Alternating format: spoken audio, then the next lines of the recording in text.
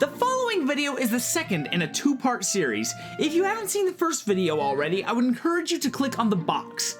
If you have already seen it, or frankly don't care if you've seen the first one or not, sit tight. 3, 2, 1, let's jam. So I decided both of my families were stupid, and that I was gonna go start my own kingdom with blackjack and hookers. But first I had to stop all the senseless killing, and the only way to do that was with some, well, senseless killing. So, I killed the commanders leading each army, and both of my families stopped killing each other long enough to hunt me down. But I ran away by jumping off a bridge into the bottomless canyon.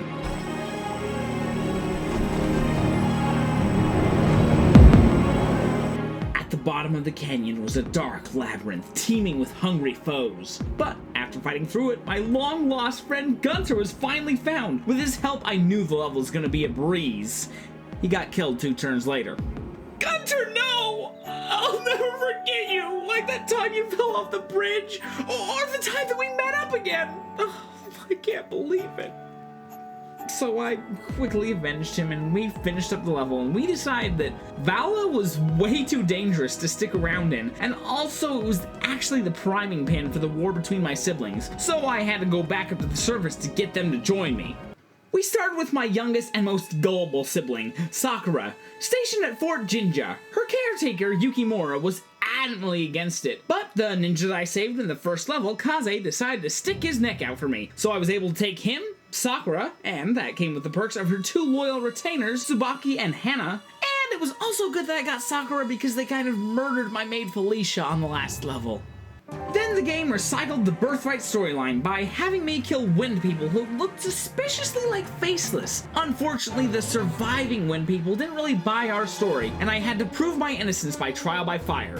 And by trial by fire, I mean trial by wind, because they recycled the conquest level. So, I recycled my strategy of bringing only tough soldiers, going far right and riding the wind current straight to the boss. A shameful end.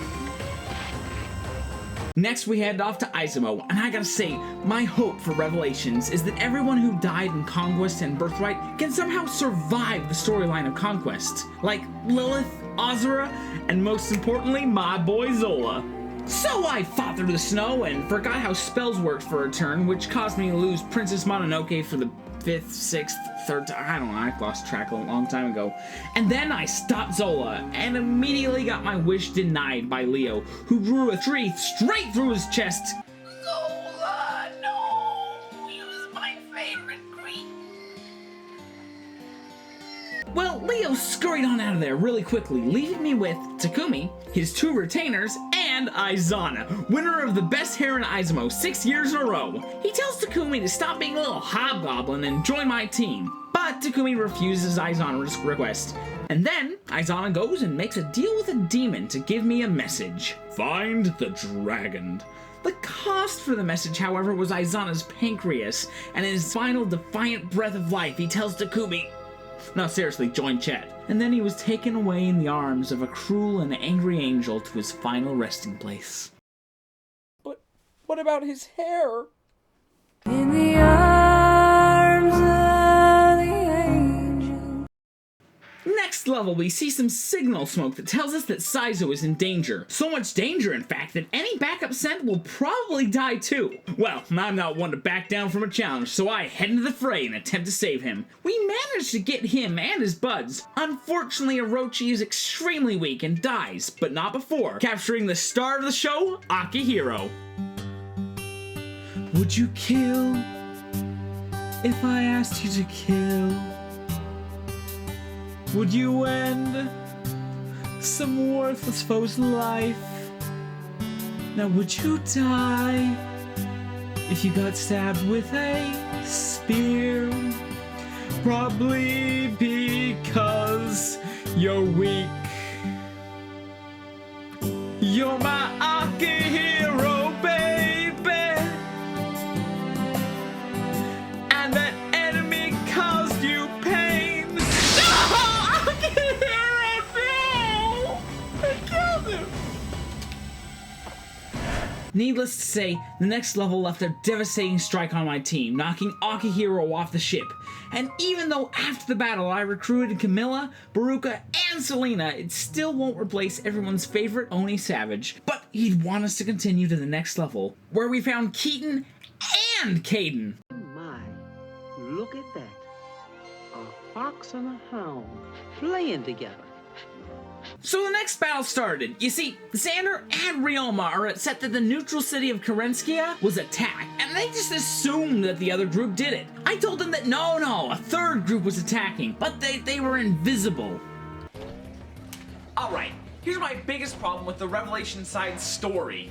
I think that it's absolutely stupid that you cannot mention Valla outside of Valla. It's basically Fight Club. First rule of Valla, don't talk about Valla. Apparently there's a curse or something, so if you mention it outside of Valla, you'll like die or stop existing. I don't know, it didn't really explain it. But I think that it could be easily circumvented. I can't simply tell my siblings, yo, there's a city called Valla that's pulling all the strings. Why can't I just say, hey, there's a city called Alva that's pulling all the strings? I don't know, it just seems like a really stupid plot, convenience whole thing that could easily be circumvented if the story took place in real life. Anyway, the way that they want you to beat this level is that you go either to the left or the right and, you fight through one of your siblings to get to the final boss, who's the invisible guy. But I have Camilla, Baruka, Tsubaki, and Ringa, so I just flew all of my enemies straight across. Unfortunately, Caden didn't make the crossing, but I was able to kill the boss and defeat the level. Well, after that level, the difficulty in this game took a huge jump, upgrading a few of the enemies and making generals nearly unkillable. But we got Effie, Elise, and my favorite character of all time, Arthur. We even had a chance to recruit Benny and Charlotte. I'd like to mention though that the way that you recruit them is never explained to you, and you never have a healer on the front lines to even attempt this. But after Benny got a 5% critical hit slaughtering my favorite character, I wasn't too eager to let him on my team, but rather leave his mangled corpse in the street for the crows. After this, I got Silas, and although I didn't mention it earlier, I got Mozu and I have turned her into a deadly monster of a dread fighter, and I decided for the third time to pair up her and Silas. You see, the first few times failed because I had in my mind that Silas was going to be her knight in shining armor and save Mozu. Well, this time it is quite the opposite. Mozu is the fourth horseman of the apocalypse, Death, who will take Silas under her wing until they finally get hitched. So we headed to the Rainbow Sage because he can make you really awesome if you complete his task. On the way to completing the task, I lost Azura, but I gained Shora and Nyx. Then we got the Rainbow Sage's strength, and then we asked about the dragon. He told us that he didn't really know anything, and then he died. Well, after that, we headed to the next level where we receive another huge boost to the army. Ryoma, Scarlet, Hinoka, and Azuma. In this battle, we fought Hans, and I would say that Nyx died, but here's the thing. After you battle Hans' army, you immediately need to fight Iago's super powerful army. And I mean immediately, no save. So let's say you get killed by Iago and you have to redo Hans' level. You're not gonna make the same mistake that got Nyx killed. That said though, there are some other problems with Iago's stage that I'm really not gonna go in depth with, but honestly I expect a lot better from Intelligent Systems. But I will focus on the cool thing that happened. I got Xander, Owain, Niles, and my future wife, Perry. We deal with Iago and gather at the bridge of the bottomless canyon, and I explain we only have a small window of time before the skies change, and our only chance to stop the enemy disappears. But Hinata and Hannah have reached their support conversation level S, so they need to get married and give birth to Heemin. Once again, I take serious issue with the child mechanic. Hinata said that his son went from the age where he adores his father to the age where he doesn't really care in a matter of weeks. Weeks! That means that the two story chapters that needed to be minutes apart were at the minimum of weeks apart, because he went from Hinata and Hannah being good sparring partners to having a full-grown son who is content for his father for not visiting for a few weeks. Whatever, back to the storyline. We hop off a bridge, Scarlet gets murdered, and we have to fight a bunch of Vallites by breaking the seals to fight the main Vallite. Then we had another level where a scared boy named Anthony was being chased. We rescued him and took him through the level, a level that had a time limit of 20 turns that we finished in 6. Then we fought another Valla level, and I seriously don't care for the Valla levels. This one has to kill Scarlet for good, and then attack Ariette, who's the boss in the next level. But in between levels, we grab Sophie, Silas and Mozu's kid, who was given the most belligerent horse from her father as a joke. We also grabbed my daughter Kana. The bad news is that Obro got murdered on that mission. After that, another stupid Valla level. We deliberately disobey Smokey the Bear and burn down the forest and then kill Azur's mom. Then Anthony takes me aside and tries to betray me, but he's weaker than a villager, so his plan completely backfires, and Anakas turns him into a faceless. Hey, Tony! I hate the things you do! Hey, Tony! If I could, I would kill you! You're the one and only monster who doesn't have a face! You know how to take a breakfast and make it... Faceless flakes are more than good there. Then we met up with Mikoto, who played the roles of the first 2 characters in Undertale. Toriel, complete with calling you my child every chance she got, and Flowey by completely betraying your trust, making a ceiling collapse on your head, bringing you down to 1 HP. Fortunately, we had the unkillable goddess Mozu on our team, who killed all of Mom's would-be assassins, and I had Ryoma kill his mama.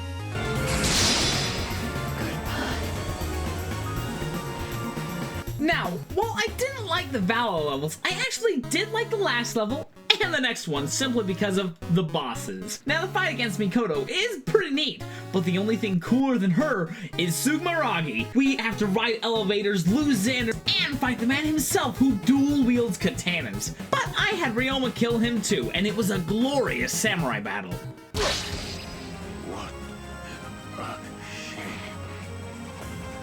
The next battle starts with a kick to the teeth as Gunter betrays you and your group, and you are surrounded by heavy hitters. I lost Edsel, Setsuna, and Herbert trying to get a stable foothold where Mozu and Ryoma could do their thing. But once I finally did, the battle was pretty easy. We laid Gunter down quickly, and then we got to fight Anakas. And I'm gonna let you go ahead and listen to my unedited reaction to him.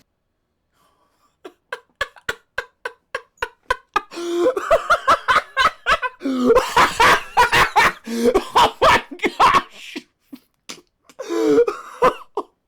So yeah, he looks stupid, and he falls for the same strategy. Break all of the enemies against Mozu and Ryoma, then we simply walk up and stab him. It's obvious he's gonna need a little more power to defeat us, so he summons King Garhon. Garhon looks up to him and says, "Yes, Anakas, merge with my body, and we shall destroy these whelps." Then Anakas says, "Nah," and then he eats him? What the fuck? He's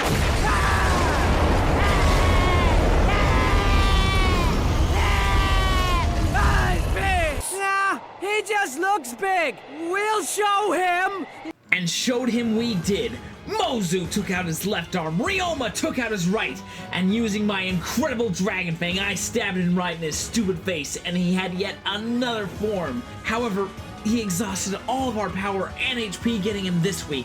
After that, Ryoma was killed, followed by Camilla, and shortly after that, the Celine Bradley looking ball thing killed me too. I don't know what happened after that. But if I had to guess, I think that Mozu probably took up Mayato and killed Anakas, and then she became the Queen of Nor and Hoshido in a brutal totalitarian dictatorship. So, that's Fire Emblem Fates Revelation.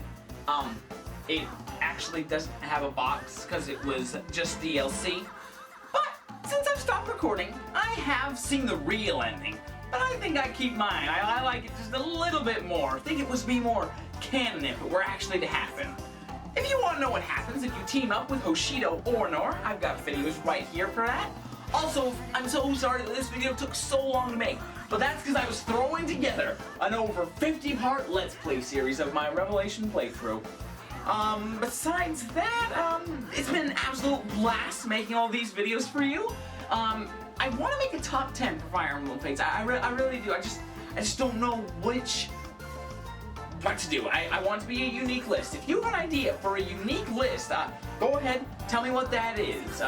If not, you know, just go ahead, give that subscribe button 5 across the face so that you can get more videos when I complete them. Until then, have fun.